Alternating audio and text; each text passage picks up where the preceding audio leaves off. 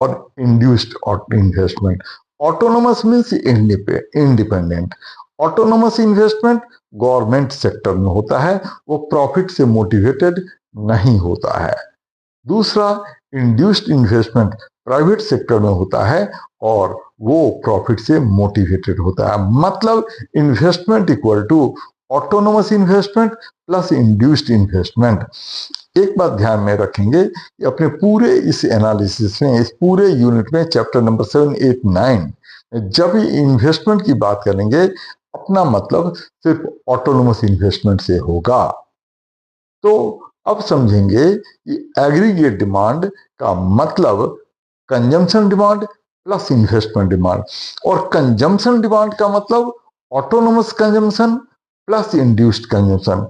That means autonomous consumption plus autonomous investment equal to autonomous expenditure plus induced consumption, वो aggregate demand हुआ।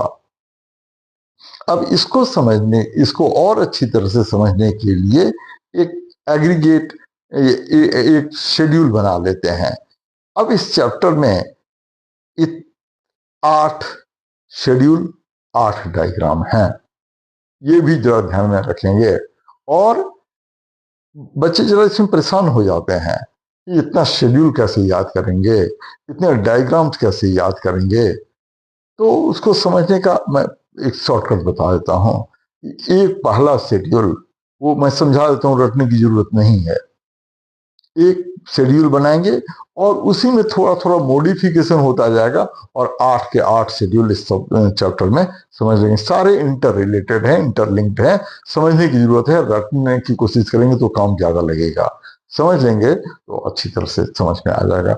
और भी एक बात समझ लेंगे कि 2 इसी से रिलेटेड शेड्यूल और डायग्राम अगले चैप्टर में भी सीखेंगे। मतलब एक बार जो ये शेड्यूल समझ लिया तो 10 कॉन्सेप्ट्स, 10 डायग्राम्स अच्छी तरह से समझ में आ जाते हैं। तो एक एग्रीगेट, एक शेड्यूल बनाएंगे, एग्रीगेट डिमांड को एक शेड्यूल से और डायग्राम से समझेंगे। तो एग्रीगेट डिमांड शेड्यूल में एक ऊपर में लिख देंगे एग्रीगेट डिमांड शेड्यूल। इसमें 4 कॉलम बनाएंगे, इनकम, और ये सारे फिगर ऊपर में हेड नोट में लिख लेंगे रुपीज इन करोड़्स।